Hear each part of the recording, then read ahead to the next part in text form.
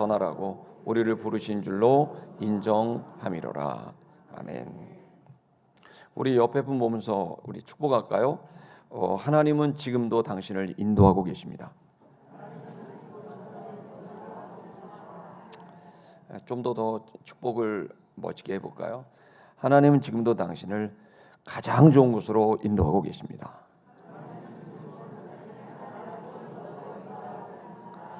아멘. 오늘의 말씀은 바울이 2차 전도 여행을 떠나거든요. 2차 전도 여행을 떠났을 때 처음에 기획은 뭐였냐면 1차 전도 여행에서 굉장히 좋은 성과가 났어요.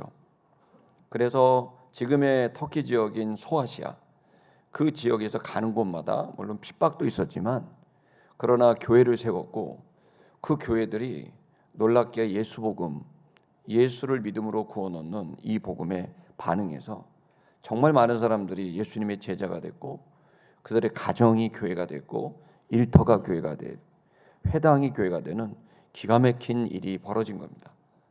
그렇게 됐을 때 1차 전도여행을 마치고 성공적인 그 성과를 갖고 안디옥에서 목회를 하던 바울이 다시 한번 세웠던 교회를 돌아봐야 될 필요가 있겠다 생각이 들어서 2차 전도여행을 계획합니다. 2차 전도여행의 계획은 세웠던 교회를 돌아보고 그때 미처 전하지 못했던 마을과 도시에 가서 복음을 좀 더 전해서 이 소아시아 지역 전체가 예수님의 그런 제자들의 땅이 되도록 그렇게 이제 소망하는 마음에서 일정을 짰습니다. 바울은 사실 이제 그림을 바울의 성화죠. 그 성화를 보면 굉장히 날카롭게 생겼고요. 또 이제 머리도 약간 벗겨진 거로 나오고. 근데 사실 바울이 사진을 찍었겠습니까? 왜 그렇게 할까요? 굉장히 치밀한 사람이고 모든 걸 계획하는 사람이고 요즘으로 말하면 요즘 세대는 그걸 T라 그러더라고요. 완전 T형입니다. 그래서 모든 게 계획돼야 되고 그거대로만 진행돼야 되는 거의 완벽주의자에 가까운 사람이 바울입니다. 그래서 그는 율법에 있어서도 대가였고 히브리어뿐만 아니라 헬라어, 고전 모든 것을 섭렵한 그야말로 엘리트 중에 엘리트였습니다. 그래서 그는 계획대로 모든 것을 진행하는데 굉장히 중요했고 또 동역자들을 바라보는 기준도 아주 단호했습니다. 그래서 그가 봤을 때 이 사람은 같이 갈 수 없는 종이다 그러면 가차없이 그 사람을 거절했습니다. 그 사람이 바로 마가죠.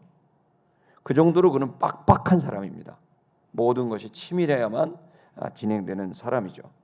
그런 그 사람이 2차 전대행을 시작했는데 그의 계획을 완전히 180도 바꿔버리고 그가 가지고 있었던 모든 계획을 다 포기하고 준비도 되지 않은 전혀 예상도 못했고 준비도 못한 유럽행 전도여행을 출발하게 되는 이 본문이 그 내용인 겁니다.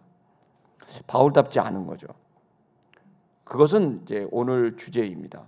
하나님의 인도를 받았기 때문입니다. 오늘 저는 여러분과 제가 여러분이 가지고 있는 계획이 있고 또 여러분이 노력해온 여정이 있을 겁니다.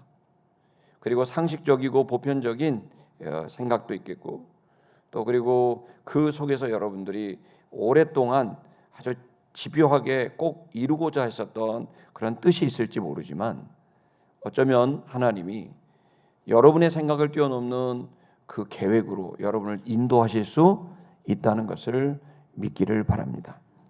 오늘은 그래서 저와 여러분들이 이 하나님 내 뜻이 아닌 주님의 뜻, 내 계획이 아닌 주님의 계획을 선택했을 때 우리는 어떻게 그 주님의 인도를 받을 수 있는지, 바울은 어떻게 했길래 주님의 뜻을 잘 따랐고 인도함을 받을 수 있었는지 결론부터 말씀드리면요, 바울은 원래 소아시아를 전도하려고 했지만 본인이 준비했던 이 소아시아 전도를 다 포기하고 주님의 인도를 받아 바다를 건너가서 유럽으로 넘어가게 된 이 사건은 기독교 역사상, 세계 역사상 아주 전무후무한 사건이 됩니다. 그것은 곧 로마 전체가 복음화가 되는 첫 번째 걸음이 되는 겁니다. 한마디로 말하면 복음이 아시아에서 유럽으로 넘어가는 그 일이 바로 이 하나님의 인도를 받는 이 장면에서 시작이 됩니다. 바울도 몰랐을 것이고 바울의 일행도 몰랐을 것입니다. 그러나 하나님은 구원의 계획을 갖고 계셨고 그것으로 바울과 그의 일행을 인도하셨습니다. 저는 저와 여러분의 남은 생애가 주님의 인도함을 받아서 우리의 인생에 값어치 있는 결과가 열매가 맺어지는 뜻깊은 인생이 되기를 축복합니다. 아브라함은 75세에 그 하나님의 인도를 받고 갈대아 우르를 떠났습니다. 모세는 80세에 그 광야에서 이스라엘을 구원하고자 이집트로 들어갔습니다.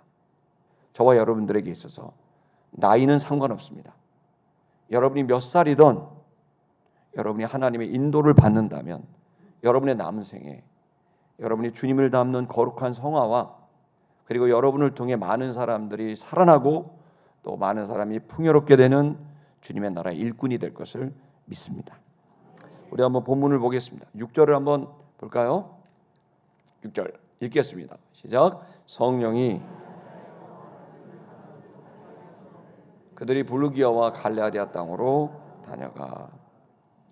성령님이 막았습니다. 뭘 막았냐면 전도를 막으셨습니다.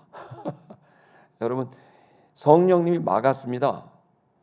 뭘 막았냐면 바로 말씀을 전하지 못하게 하셨습니다. 이게 말이 됩니까? 성령님은 당연히 말씀을 전하게 해야 되는 거잖아요. 근데 성령님이 말씀을 전하지 못하게 하셨다.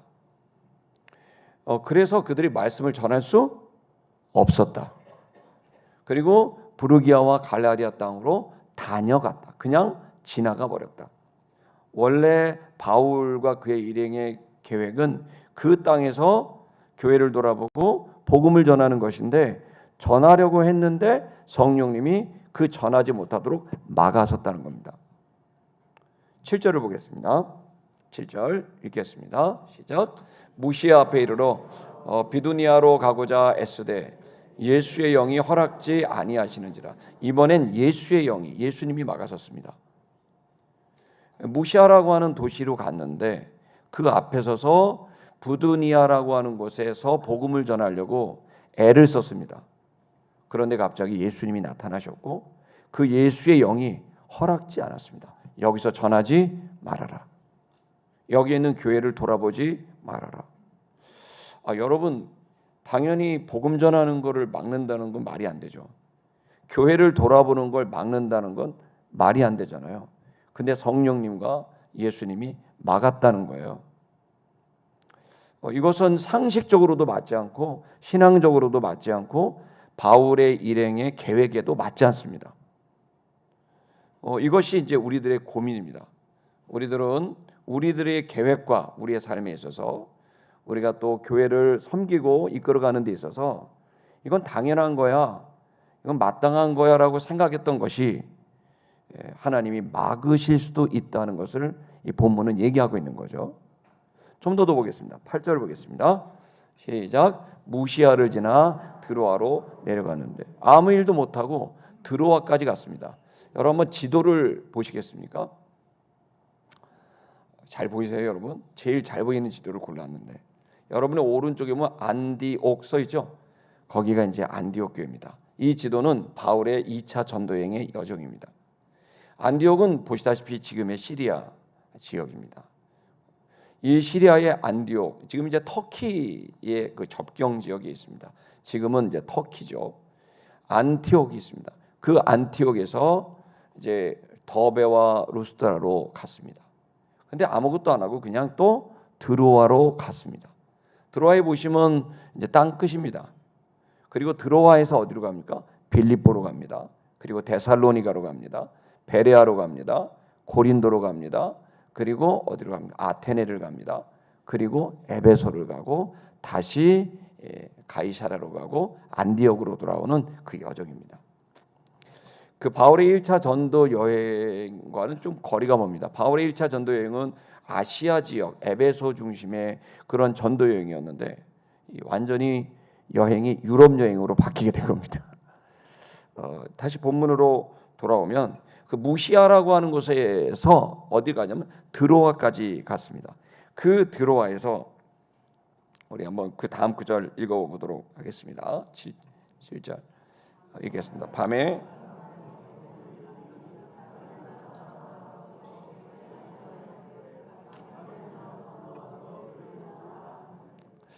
그런데 그 드로아에 이르렀습니다. 이제 아시아의 끝입니다. 그래서 이제 다시 못했던 아시아 전도를 해야 되겠다 생각하는데 바울이 밤에 환상을 봤습니다. 꿈이 아니고 환상입니다. 그 환상은 마케도냐, 즉 유럽 사람입니다. 마케도냐, 이 그리스 마케도냐 사람이 일어났습니다. 마케도냐 사람인지 어떻게 알았을까요? 옷 보면 알았겠죠. 그 마케도냐 사람이 서서 그 바울 일행을 향해 말을 하는 겁니다. 너희는 마케도냐로 건너와라. 그리고 우리를 도와줘라. 그 환상을 보게 된 거죠. 그러니까 성령님 그리고 또 예수님의 영 그리고 환상 속의 마케도냐 사람을 통해서 그 바울은 뭔가 이게 우리의 계획과 다른 주님의 계획이 있구나라는 걸 느끼게 된 거죠. 그래서 10절을 보겠습니다. 10절 시작.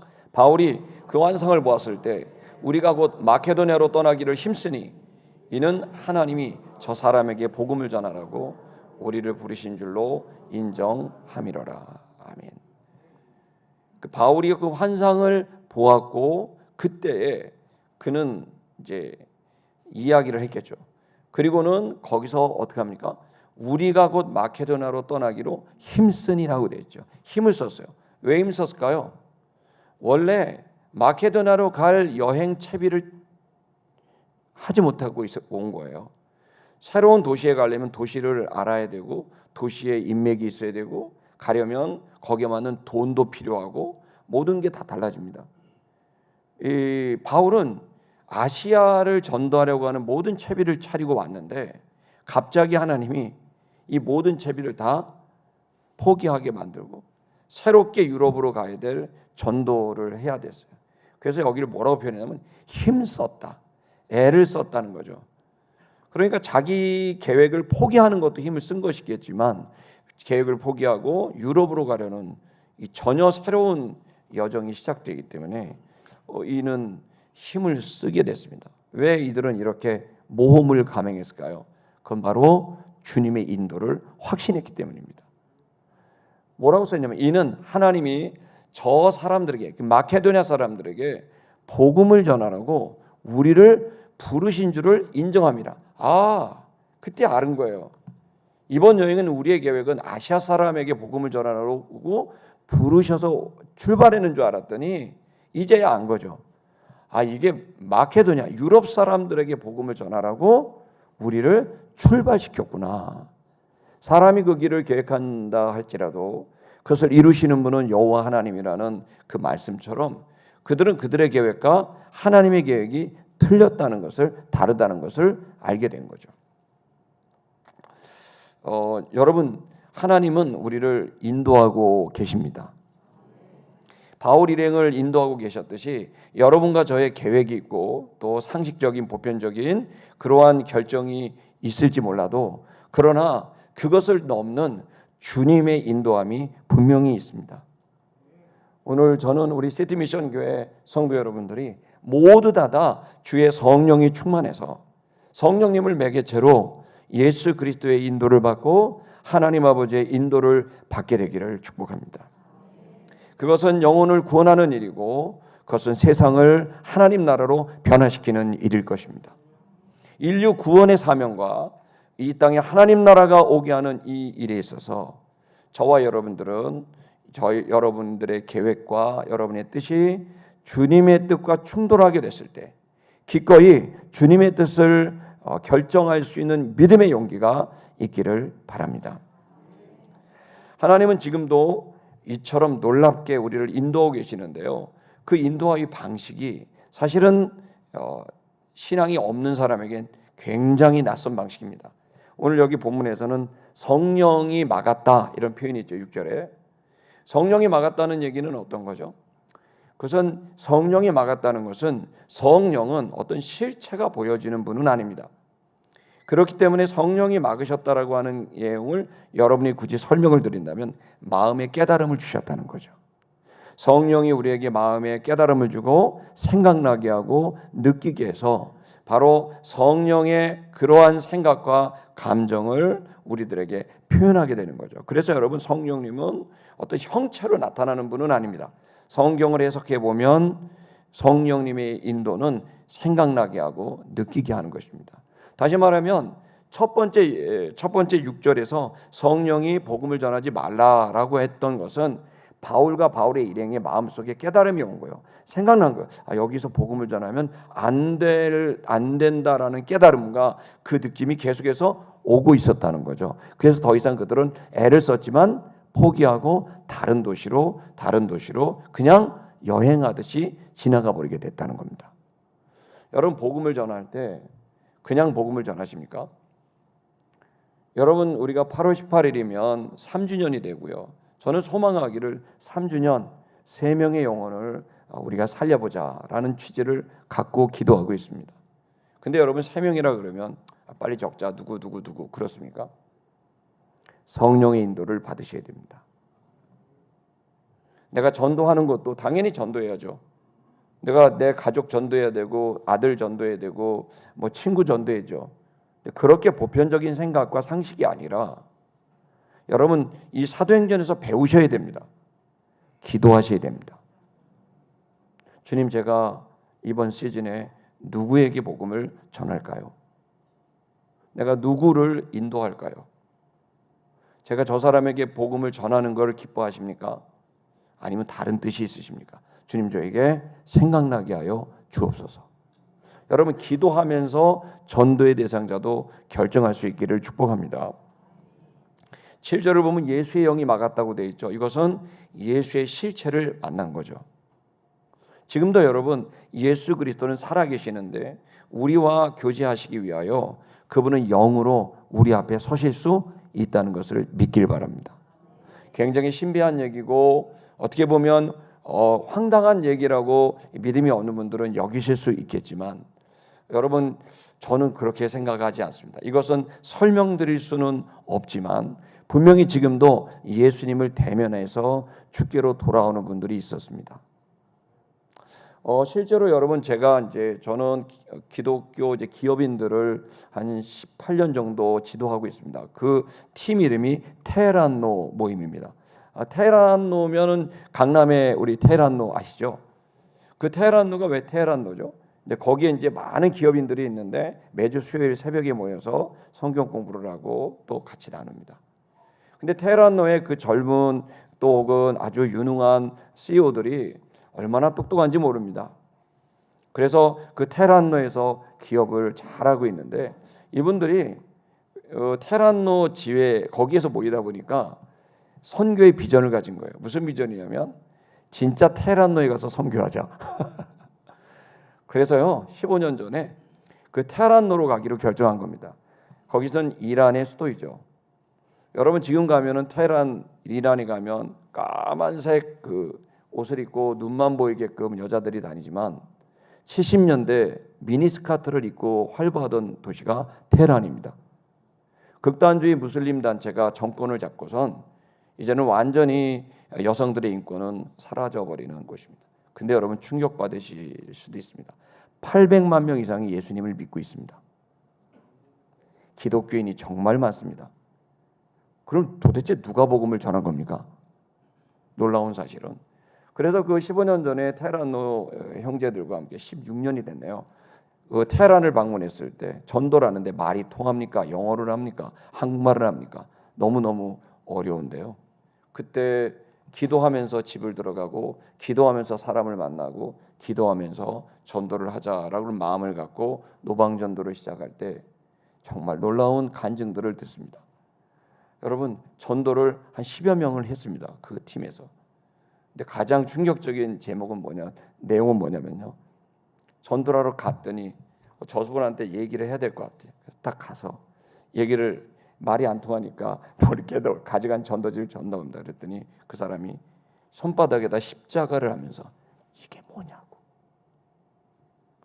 그 사람은 한 번도 십자가 복음을 들어본 적이 없는데 그래서 뭐냐 뭐 손질바지라고 다 들어보니까 뭐죠? 꿈에서 십자가를 본 거예요. 근데 자기 마음에 그 사람이 저 동양 사람이 십자가를 알 것 같다. 그리고 테헤란로에 있는 교회가 있었는데 가정교회입니다. 그 리더가 있었는데 그 리더에 거기서 예배를 드리는데 그 리더가 하는 말이 나는 원래 무슬림이었는데 기독교인이 됐다. 내가 어떻게 된 줄 아냐? 내가 너무나 아파서 고통받고 있을 때 병실에 예수님이 찾아오셨다. 그래서 나는 즉시 기독교인이 됐다. 그 사람이 저한테 거짓말할까요? 왜요? 그 나라에서는 예수님을 믿으면 직업이 다 사라집니다. 시족사회이기 때문에 가문에서 출교가 됩니다. 근데 어떻게 그런 일이 벌어질까요? 저는 그때도 확신했고 저 역시도 19살에 예수님을 직접 대면한 적은 없지만 영적인 세계가 있다는 사실을 명확히 체험했습니다. 그리고 저는 목회자의 길을 걷기 시작했습니다. 저는 여러분에게 도전합니다. 오늘날 21세기 현대 기독교는 너무 관념적이고 그리고 너무나 철학적이고 너무나 사회적입니다. 한 가지가 빠졌습니다. 영적이지 않습니다. 그러나 성경은 우리 신앙의 체험은 영적인 것이 있을 때 영이신 하나님을 만나고 예수의 영을 만나고 성령님을 체험하고 우리의 영은 살아나는 겁니다. 저는 저와 여러분들이 종교인이 아닌 신앙인이 아닌 영적인 사람이 되기를 주의 이름으로 축복합니다. 마태복음 17장 8절을 한번 보여주시겠습니까? 읽겠습니다. 시작. 제자들이 눈을 들고 보매 오직 예수 외에는 아무도 보이지 아니하더라. 예수님은 직접 제자 양육을 하실 때 제자 셋을 데리고 가서 거기에서 영적인 존재들과 대면하게 만들었습니다. 그러자 그 체험이 끝나자마자 보였던 것은 예수만 보였고 다른 모든 영적인 존재들은 전부 보이지 않게 되는 영적 체험을 하게 된 거죠. 9절을 예수님이 그래서 제자들에게 놀란 제자들에게 영적 체험을 해서 놀란 제자들에게 이렇게 당부합니다. 9절 읽겠습니다. 시작. 그들이 산에서 내려올 때 예수께서 명하여 이르시되 인자가 죽은 자 가운데서 살아나기 전에는 본 것을 아무에게도 이르지 말라 하시니라. 네 영적 체험, 네가 만났던 그 영적인 존재들에 대해서 말하지 마라 라고 당부하신 거죠. 여러분과 제가 계속해서 봐왔던 이 사도행전에도 이 성도들의 환상과 그리고 영적 체험들은 가득가득 찹니다.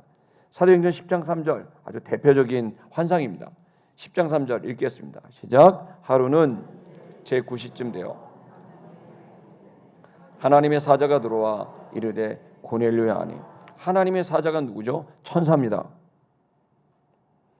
여러분 기독교인 중에서도 천사 안 믿는 사람이 많습니다. 그러나 여러분 성경에 천사가 써 있습니다. 히브리서는 천사는 성도를 돕는 영이라고 했습니다. 하나님 아버지가 계시고 아들 예수 그리스도가 계시고 성령님이 계시듯 천사가 있습니다. 가브리엘이라는 이름도 있고 미카엘이라는 이름도 있습니다. 여러분 이 영적 존재가 지금도 우리의 일상에 있다는 사실을 믿으십니까? 저는 여러분이 이런 영적인 체험들이 여러분들에게 있다고 한다면 이 세상에서 여러분이 그렇게 낙심하며 절망하지 않고 이 세상을 넘어서 영원한 세상에 대한 소망 속에서 여러분 땅에서 살아가지만 하늘에 속한 자로 여러분들의 평안과 자유와 기쁨이 넘치는 영적인 삶이 일어나게 될 거라고 믿습니다. 여러분 우리는 지금 주님이 이 영적인 시그널로 영적인 코드로 우리를 이끌어가고 있다는 것을 저는 여러분에게 증언합니다. 여러분 그렇기 때문에 우리는 주님의 인도를 받을 수 있고 받아야만 합니다. 왜 받아야 합니까? 주님의 인도를 받아야만 우리는 됩니다. 왜냐하면 우리는 우리의 일상에서 실제로 많은 문제가 있습니다. 근데 이 문제에 대한 답을 찾을 수 없습니다. 벗어날 방법을 모르고 벗어날 길을 모릅니다. 그게 다라고 생각합니다. 길이 없다고 생각합니다. 여러분 정말 길이 없는 걸까요? 길을 모르는 걸까요? 성경에서 기독교 2000년의 역사에서 믿음의 사람들의 증언에서 한결같이 찾아보는 것은 우리의 생각은, 우리의 눈은 너무나 근시안적이었다. 지나고 나니 길이 있었었는데 내가 왜 그때 그것을 못 알아봤을까라고 하는 고백. 그리고 믿음의 사람들에게는 내가 그때 길이 없다고 생각했는데 주님이 나를 이끌어서 피할 길을 여셨고, 내 눈에는 안 보였는데 주님이 가라고 해서 가봤더니 거기에 닫힌 길이 아니라 열린 길이 있었었다라는 고백이 믿음의 고백입니다.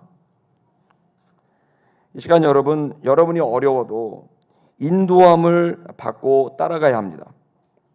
여러분, 사실은 그런 의미에서 우리에게 문제, 가로막힌 장애물, 이것이 문제가 아니라 인도함을 받지 않는 게 문제라는 것을 아셔야 됩니다. 장애물이 문제, 돈이 없는 거, 사람이 없는 거, 뭐 내 능력이 없는 거, 그게 문제라고 생각하겠죠. 내가 학력이 없는 거, 이런 것들이 여러분 문제라고 생각하겠죠. 그러나 여러분, 그것이 정말 우리의 인생을 결정합니까? 여러분, 돈이 없어도 하나님께서 돈을, 이 세상에 돈이 없는 건 아닌 거죠. 길이 없어도 세상에 길이 없는 건 아닌 거죠. 일꾼이 없는 것처럼 보여도 내 눈에는 없지만 세상에 일꾼이 없는 건 아닌 거죠. 좀 더 제가 구체적으로 말씀을 드릴까요? 사실 여러분, 우리들은 보이지 못하고 깨닫지 못했기 때문에 없다고 생각하는 겁니다. 오히려 없기 때문에 어떻게 돼요? 두렵게 생각하고 당황하게 여기고 용기가 꺾입니다. 예를 들어 여러분, 여기가 밀실이라고 생각해 볼게요. 빛이 하나도 들어오지 않아요. 자, 여기를 처음 왔는데 그러면 아무것도 이제 몰라요. 그래서 여러분이 저 문을 열고 들어왔습니다. 문을 닫았습니다. 깜깜합니다. 그런데 거기에 자꾸 딱딱한 물건이 있습니다. 부딪혔더니 너무 아파요. 또 갔더니 또 부딪혀요. 또 아파요. 또 부딪혔더니 또 아파요. 그 물건은 뭐죠? 장의자죠. 그런데 그 장의자라는 것을 인식하기 전까지는 두렵기만 합니다. 한 번 부딪혀서 아프면 너무 예민해지고, 또 부딪히면 더 예민해지고, 그 다음부터는 겁이 나고, 그리고는 뭐죠? 상상하게 되죠. 여러분, 그러나 불을 켜고 보게 되면 저게 장의자라는 걸 아는 순간 저건 나를 공포스럽게 만드는 물건이 아니라 내가 피곤할 때 앉을 수 있고 피곤할 때 잘 수 있게 만드는 아주 유용한 의자라는 것을 깨닫게 되겠죠. 깨달음이 왜 중요합니까?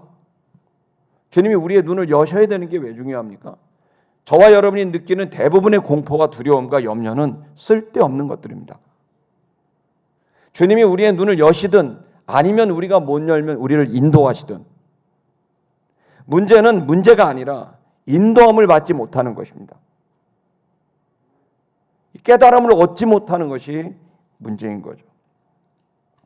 우리는 그냥 주님의 인도를 받지 못하고 급하니까 상식적으로 살아온 경험대로 살아갑니다. 옳아 보이는 거, 좋아 보이는 거, 합리적인 것을 선택하며 계속 가려고 합니다.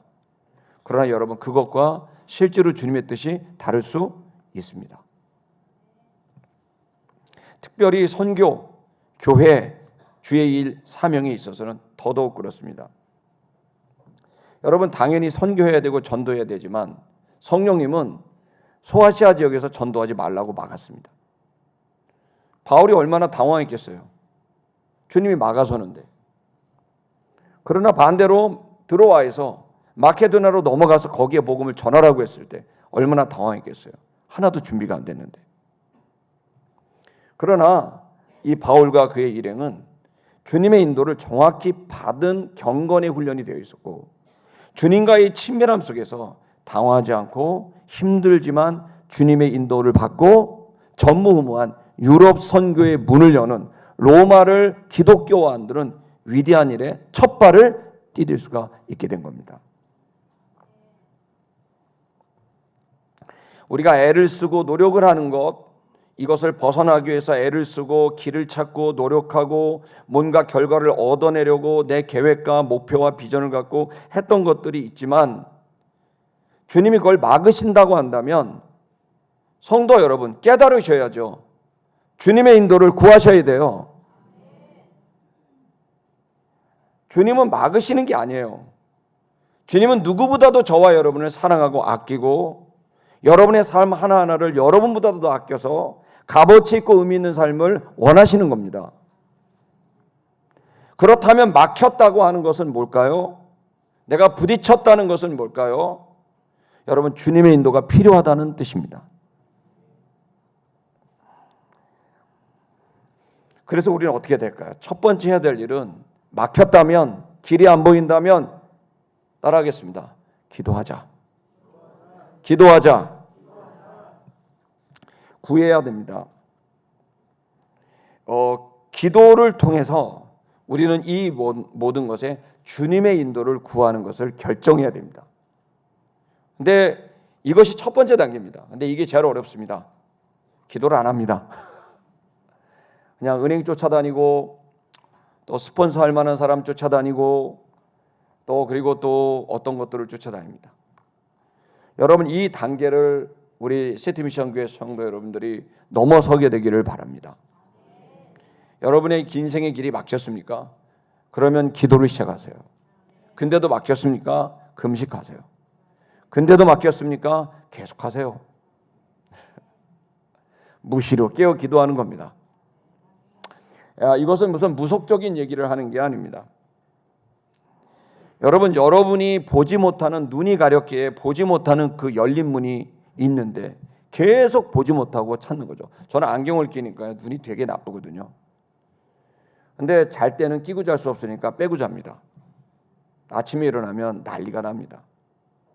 안경을 전날에 정말 정상적으로 샤워를 하고 하면 제가 놓는 자리 딱 놉니다. 눈 뜨면 손을 딱 대면 안경이고 그 옆에 휴대전화가 있고 그 옆에 성경책이 있고 딱 정해져 있습니다. 근데 그 전날에 제가 잘 준비를 하지 못하고 자면 일어나면 안경 어디 갔지? 아마 다 느끼시는 겁니다. 안경이 안 보여요. 왜? 안경 벗으면 안 보이니까. 안경 찾기가, 자기 안경 찾기가, 남의 안경은 쉽게 찾습니다. 왜? 나는 꼈으니까. 자기 안경이 세상에서 제일 찾기 어려운 겁니다. 벗으니까 하나도 안 보여요. 그러니까 내 안경 찾는 게 세상에서 제일 없다, 좀 그렇게 생각합니다. 얼마나 난리가 나는지 모릅니다. 성도 여러분, 안경이 없는 겁니까? 안경은 있습니다. 보이지 않기 때문이죠. 그 다음 우리는 어떻게 해야 될까요? 내가 못 찾으면 아내가 찾아줍니다. 그 다음 두 번째, 여보 안경 어딨지? 어저께 거기에 벗어났잖아요. 오케이 쏘리. 그 다음 가는 거죠. 여러분, 이 간단한 인도법을 모르십니까? 여러분에게 열린 문이 없습니까? 여러분 망하라고 주님이 불렀습니까? 저 망하라고 불렀어요? 절대로 아닙니다. 절대로 아닙니다. 여러분에게는 닫힌 문만 있는 게 아닙니다. 그런 말이 있더라고요. 벽인 줄 알았더니 문이었다고. 여러분, 우리가 당황하니까, 우리가 조급하니까, 욕심이 생기니까 안 보이는 거예요. 여러분, 이 눈이 열릴 수 있는 방법은, 눈이 안 열려도 인도함을 받을 수 있는 방법은 뭐 해야 된다? 기도하셔야죠. 여러분, 담임 목사가 어떻게 기도하는지 좀 이렇게 보시고 좀 배우십시오. 할렐루야. 아니, 뭘 배우라는 거냐면 뭐 그런 건 아니고요. 저는 이제 요 한 몇 주 동안 제가 이제 기도할 때 어떤 분이 그러더라고요. 목사님 기도할 때 두 손을 안 모으고 제가 이러고 기도하거든요. 맨날 이렇게 요즘에 계속 이렇게 기도를 해요. 그랬더니 목사님 왜 이렇게 기도하냐고 누가 물어보더라고요. 야, 드디어 의구심을 가진 사람이 생겼구나. 당연합니다. 담임 목사가 이렇게 기도할 땐 다 이유가 있겠죠. 저는 이렇게 기도합니다. 하나님, 없어요. 아무것도 없어요. 진짜요. 제가 구하며 기도할 땐 이렇게 하고요. 사람도 없고요. 돈도 없어요. 하라고 하셨잖아요. 어디 있어요, 주님? 땅에는 없어요. 주님, 없어요. 기가 막힙니다. 그러면 주님은 어김없이 담아주십니다.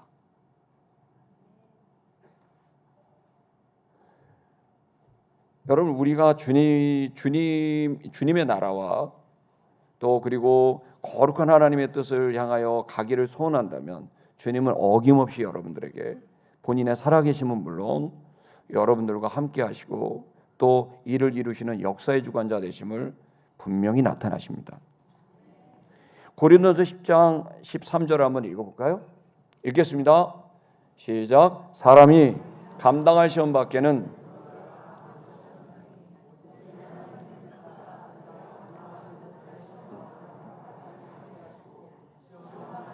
또한 피해야 할 길을 내사 너희로 능히 감당하게 하시느니라. 아멘. 여러분, 감당 못할 시험을 주시지 않습니다. 감당할 수 있는 시험만 주시고요. 그리고 감당하지 못할 것 같으면 피할 길을 주십니다. 그래서 모든 걸 결국 감당하게 하십니다. 그러니까 감당할 수 있냐 없냐도 아니고 결국은 다 감당되는 겁니다. 문을 열어주시든 피할 길을 주시든 결국은 감당하게 하는 거죠. 그래서 여러분 꼭 담임 목사 닮으셔서 손바닥을 이렇게 해보세요. 없어요, 주님. 보세요. 그렇기도 하십시오. 주세요, 주님. 주님 제 손에 담아주세요. 제 손을 씻어주시고 제 손에 담아주세요. 주님이 이 기도를 엄청 좋아합니다. 두 번째는 기도했다면 어떻게 될까요? 따라하겠습니다. 믿음으로 기도해야 된다. 믿어야 한다. 하나님을 믿으셔야 되고요. 하나님이 하신 약속의 말씀을 믿어야 되고요. 약속의 말씀을 이루실 것을 믿어야 되고요. 지금 이 기도는 유용하다는 것을 믿으셔야 됩니다. 헛된 기도가 아니라 이 기도는 유용한 기도다. 이걸 믿으셔야 됩니다. 따라하겠습니다. 나의 기도는 유용하다. 이걸 믿으셔야 됩니다. 근데 기도를 하는데 믿는 것 같지 않게 기도하는 이 모든 태도는 정말 큰일입니다. 여러분이 진짜 믿게 되길 바랍니다. 여러분이 사랑하는 사람을 위한 기도 얼마나 애절합니까? 아픈 사람을 위한 기도, 또 가족과 이웃과 친구들을 위한 기도, 또 여러분의 당면한 문제를 위한 기도. 여러분, 주님께 구하세요. 열린 문을 보여주시든 열린 문으로 저를 안내하시던 주님 이 닫힌 문을 열어주시던 주님 인도해 주세요. 주님의 약속, 주님의 능력을 믿습니다. 야고보서 1장 6절에서 8절 읽어볼까요? 이렇게 예수님의 동생 야고보는 제자들에게 당부합니다. 6절 읽겠습니다. 시작. 오직 믿음으로 구하고 조금도 의심하지 말라.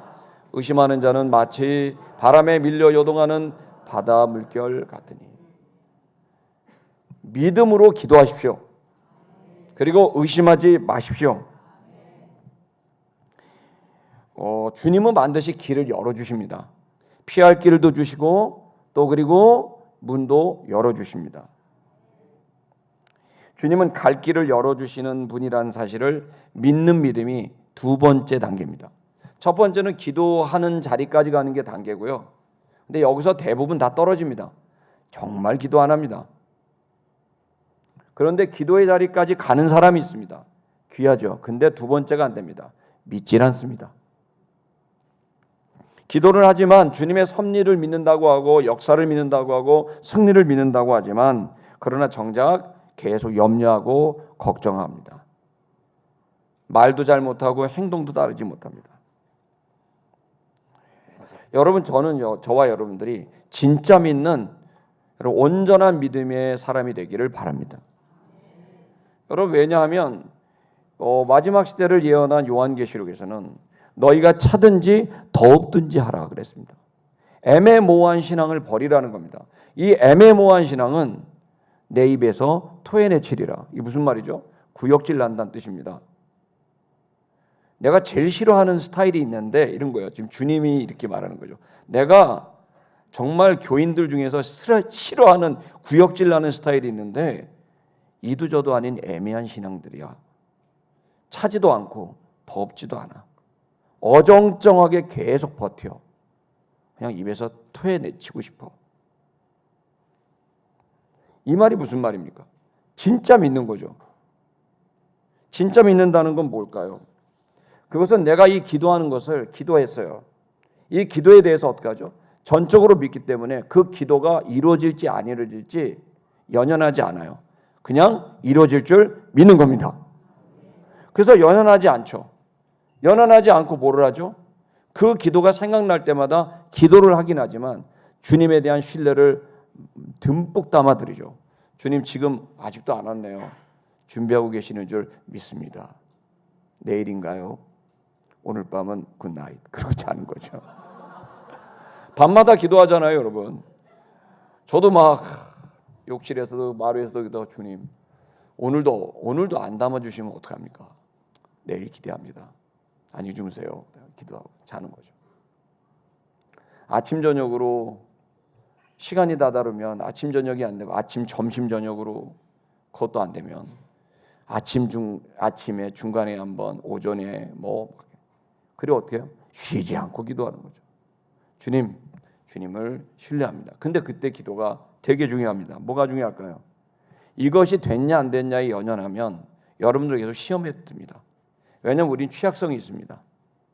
내 감정과 생각이 자꾸 개입되기 때문에 믿음의 결단을 하지 못합니다. 그때 여러분들이 믿음의 기도를 할 수 있는 유일한 방법이 있습니다. 그게 뭐냐면 그 기도 응답이 되냐 안 되냐에 연연하지 않고 주님께 집중해야 됩니다. 주님을 노래하고 찬양하는 겁니다. 그리고 주님의 약속을 믿는다고 고백하며 감사함으로 주 앞에 기도하는 겁니다. 저희 아들이 지금은 철들어서 정말 귀한 아들이 됐지만 어릴 때는 너무 깝죽됐습니다. 예를 들어서 걔는 자기가 갖고 싶은 게 있으면 끝까지 달라고 합니다. 그래서 어떤 걸 달라고 하면 한두 가지가 아니라 예를 들 수가 없습니다. 줄 거야 안 줄 거야? 줄 거야 안 줄 거야? 계속 이래요. 이거 하면 아빠가 사줄게. 그러면 하다가 줄 거야 안 줄 거야? 진짜 줄 거지? 막 때리고 싶습니다. 그럼 제가 그럽니다. 야 믿어 아빠. 야 아빠야. 믿어. 알았어 믿을게. 막 하다가 진짜 줄 거지? 와 얼마나 깝죽하는지 그냥. 그래서 나중에는 나이 들면 실실 아주 그냥 느물느물 내면서 저를 데리고 놀기도. 달달 그걸 전문 용어로 달달 볶는다. 콩 볶듯이 볶는답니다. 계속 줄 거냐 안 줄 거냐 줘야만 한다. 왜 줘야 되는지 친구들은 어떻다 나는 없다. 뭐 계속 얘기를 하는데 와 지쳐버립니다. 그럴 때 깨달았습니다. 제 모습에 내가 있었구나. 내가 하나님 앞에 저렇게 달달 볶는구나. 달달 볶는 기도가 참 주님이 싫어하는 스타일이구나.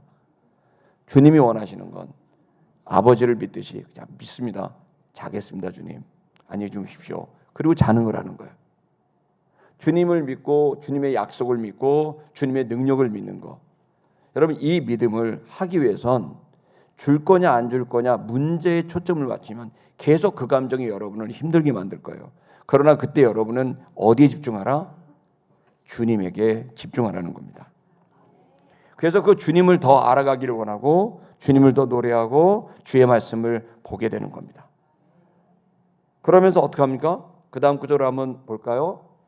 7절 시작. 이런 사람은 무엇이든지 주께 얻기를 생각하지 말라. 의심하면서 기도하는 거. 두 번째 단계 못 준다. 네가 왜 기도를 그렇게 많이 하고 하는데 네가 그렇게 믿는다고 하는데 안 되는 줄 아니? 진짜 믿지 않기 때문이야. 미안한 말이지만 못 줘. 아니 못 받아. 줘도 넌 또 의심할 거고 또 인간적이 될 거야. 전적으로 믿는 네가 거기에 다다를 때까지 나는 미안하지만 기다릴 거야 하는 거죠. 8절도 읽겠습니다. 시작. 두 마음을 품어 모든 일에 정함이 없는 자로다. 여전히 두 마음이 있는 겁니다. 의심은 곧 인간적인 내 마음이 있는 거고 또 하나님에 대한 믿음의 마음도 같이 있는 겁니다. 그러니까 기도도 하는데 그런데 같이 의심도 하는 겁니다. 이 두 가지 마음의 갈등이 여러분의 두 번째 단계일 겁니다. 그럴 때 그것을 넘길 수 있는 방법은 여러분이 원하는 것을 잠깐 내려놓고 뭐예요? 주님을 노래하고 찬양합니다. 그러면 두 번째 저는 어떻게 기도를 하냐면 어떻게 예배를 하냐면 이렇게 합니다. 제가 벌떡 일어나서 수요 예배나 이럴 때 일어나서 제가 이렇게 할 때가 있죠. 뭐 주일 예배도 그렇게 할 때 있습니다. 그러면 이제 사람들이 목사님 오늘 은혜 많이 받으셨나 봐요. 그래요. 정반대입니다. 제 마음이 흔들릴 때, 제 마음에 의심이 생기고 부담이 생기고 흔들릴 때 벌떡 일어나서 나는 주님을 믿기로 결정합니다.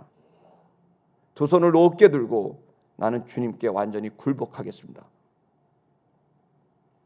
주님을 따르겠습니다라고 두 손을 높게 들어 주님께 기도하고 찬양하는 거죠. 여러분, 그러면 어떤 일이 벌어질까요? 믿음이 생깁니다. 믿음은 주님이 있을 때 생기는 겁니다. 주님을 만나면 믿음이 생기고 주님을 못 만나면 믿음이 흐릿해집니다. 내 생각이 앞서는 거예요. 결국 주님 싸움이에요. 주님께 두 손을 높게 들고 전심으로 예배하세요. 전심으로 기도하세요. 주님의 나라와 의를 구하세요. 먼저 그분의 나라와 의를 구하셔야 됩니다. 그러면 믿음은 고양됩니다. 믿음은 강화됩니다. 그리고 그 믿음으로 선포하고 언어가 바뀌게 되자 여러분 기적 같은 역사가 일어나는 거예요. 그때 여러분 세 번째 단계로 들어갑니다. 그 세 번째 단계는 다른 게 아니라 내가 그렇게 주님의 인도를 받는 데 있어서 순간순간 우리 자신이 또 마지막 순간 참 그런 말이 있더라고요. 모든 것의 그 끝자락, 모든 거의 일의 성패는 엣지에 있다. 뭐 이런 얘기를 제가 들은 적이 있습니다. 어떤 일이든 그 끝에서 잘해야 됩니다. 여러분 내비게이션의 인도를 받아서 어디를 갈 때 고속도로 같은 거 탈 때요. 여러분 내비게이션 인도를 잘 받아가야 되는데 톨게이트 들어왔는데 서울 방향으로 가야 되는데 부산 방향으로 가는데 그 길이 한 끝입니다. 거기까지 잘 내비게이션 갖고 타와서 톨게이트에 들어갔는데 그 순간, 이 결정적인 순간에 내가 이 소리에 집중하지 않으면 나 서울 가야 되는데 부산 가는 방향으로 타는 순간, 그 0.1초도 안 되는 그 순간 여러분 내 인생은 엉망뒤죽박죽이 되는 거죠. 여러분 영적인 여러분의 감각을 가지셔야 되는 건 여러분과 저의 삶에는 각 과정과 사건이 있습니다. 그리고 중요한 타이밍이 있습니다. 그 중요한 타이밍은 결정하는 타이밍입니다. 그것은 우리에게는 어떤 결혼을 결정하거나 회사를 결정하거나 또 아니면 뭐 작은 일도 있을 수 있겠죠. 뭐 선교를 결정하거나 어떤 일을 결정할 때가 있습니다. 그때 여러분들은 몰입도 있게 주님께 나아가야 됩니다. 어떤 경우에는 정말 세상의 모든 것을 멈추고 주님에게만 몰입해야 될 시간을 특별히 만드셔야 됩니다. 중요한 타이밍이 있는 거예요. 그 타이밍을 놓치면 다시 돌아갈 수가 없어요. 너무 어렵게 돌아가요. 지금 우리 성도들 중에 몇몇 사람들은 지금 중요한 타이밍입니다. 그 중요한 타이밍이라는 걸 알 수 있는 방법이 뭐죠? 내 영혼이 흔들리는 사건이에요. 내 영혼을 긴장시키는 사건이에요. 그런 시점이에요. 느끼셔야 돼요. 어떤 시간은 그냥 흘러가는 시간이 있지만 어떤 시간은 이거 중요한 시간인데 잘 결정해야 돼. 이거 잘못 결정했다 큰일 나는데. 여러분 이러한 결정의 시간이 오고 그것이 압박이 오고 아플 수도 있고 회사가 부도날 수도 있고 위기에 처할 수도 있고 어떤 정말 좋은 관계가 와장창 깨질 수도 있고 여러분에게 있어서는 여러분의 영혼이 흔들릴 만한 그런 막혀버리는 길이 막히는 바울에게는 그렇게 준비했던 목숨을 걸었던 소아시아 전도가 다 그냥 아무런 의미가 없게 돼버리는 다 막혀버리는 그 막혀버리는 순간이 몰입해야 되는 시간인 거예요. 세 번째 단계 바로 여러분 믿음을 넘어서 이제는 주님께 온전히 몰입해야 될 타이밍이 있는 거예요. 인생은 모든 시간이 다 중요하지만 정말 중요한 타이밍이 있는 거죠. 그 순간 여러분이 아무렇지도 않게 주님께 집중하지 않고 여러분이 함부로 선택한다면 그 다음부터 난리가 나는 거죠. 여러분 제가 예를 들어서 요즘 사단은 우리를 이기지 못합니다. 그러나 사단은 우리를 속이게 합니다. 예수 그리스도는 모든 원수 마귀를 이기셨습니다. 할렐루야. 우리를 이길 수 없습니다. 아멘. 근데 한 가지 무기가 있습니다.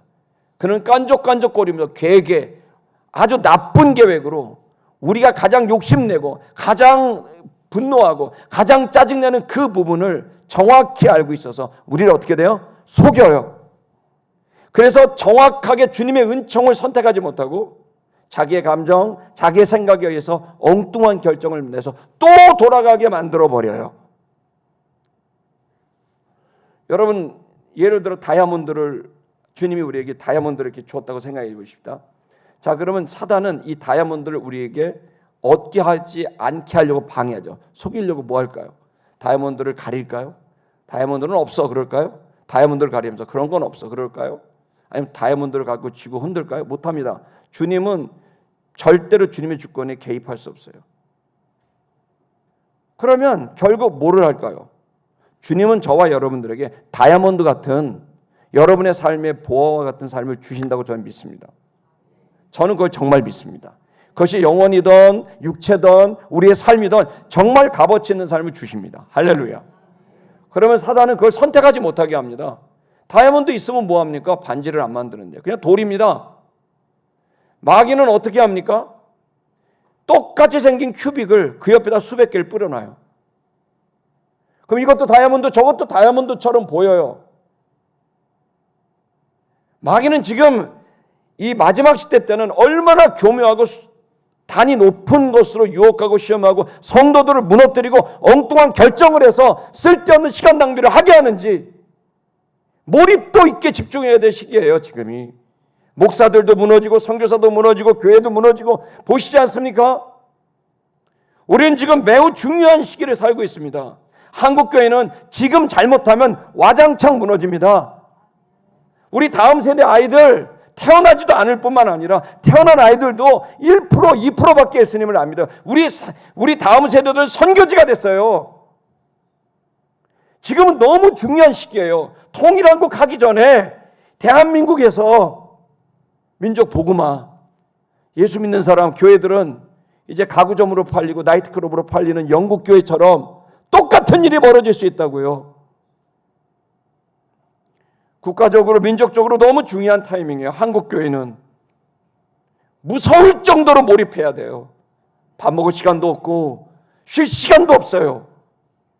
한순간도 놓쳐서는 안 돼요. 이 타이밍을 놓치면, 골든 타임을 놓치면 세월호가 물속에 빠져가듯이 다 침몰해버리고 말 거예요. 지금은 여러분의 가정에도 그럴 수 있습니다. 여러분의 가정에 지금은 너무 중요한 타이밍일 수 있습니다. 어떤 분들은 위기가 닥쳤나요? 막혔나요? 네, 그때가 바로 몰입해야 될 때예요. 기도해야 될 때고요. 그 기도를 믿어야 될 때고요. 미친 듯이 기도하고 정말 믿어야 되고, 그리고 몰입해서 결정해야 돼요. 어떻게 해요? 주님의 뜻에 맞추도록. 여러분의 회사가 그럴 수도 있습니다. 그러나 여러분, 이것은 중요합니다. 주님은 여러분을 인도하기를 원하십니다. 그러면 그 인도가 여러분 가운데 분명히 있을 거라고 저는 믿어 의심하지 않습니다. 여러분, 제가 이 시계가 저는 이제 시계가 딱 하나거든요. 이거 시계가 하나입니다. 이걸로 이제 너무 좋은 시계입니다. 시티즌이라고 들어보셨나 모르겠는데 이 시계가 이제 4년 전에 제 처가 사줬습니다. 할렐루야. 60만 원 주고 그냥 엄청 좋은 겁니다. 이게 지금 땡굴한 게 벌써 시계침이 3개나 달린 이게 엄청 좋은 시계입니다. 근데 이 시계를 왜 사줬냐면, 이제 제가 시계가 하나 있었는데 고장이 났어요. 결혼하고 뭐 얼마 있다 이제 다 끝나니까 그 전 시계도 시티즌인데 시티즌이 좋더라고요. 일제. 하여간 그 좋습니다. 시계가 좀 좋은 편입니다. 한국 시계도 좋습니다. 예, 그래서 그 시계인데요. 너무 시티즌이 좀 좋아가지고 또 시티즌 또 시티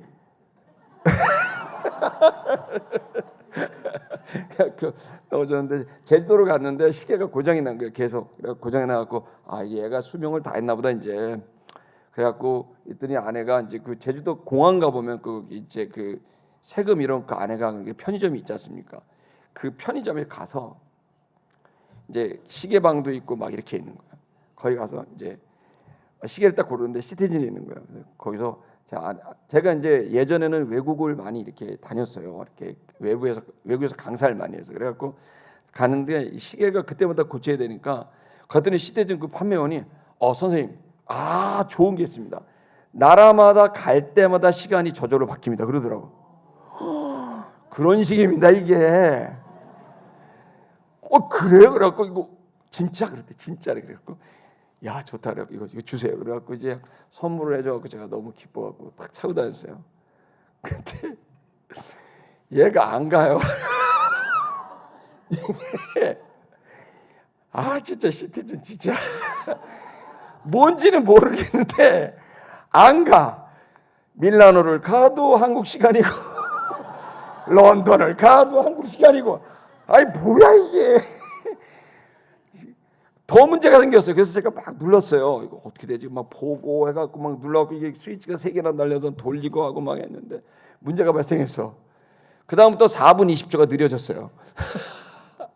그래갖고 1년 2개월 동안 지금 4분 20초가 느려지고 있어요. 근데 4분 20초가 느려지니까 제가 어떤 걸 깨달았냐면 지금도 4분 20초, 지금 저 26분인데 그러니까 설교 긴 이유가 어쩌면 제가 제 이 시계를 보기 때문일 수도 있습니다.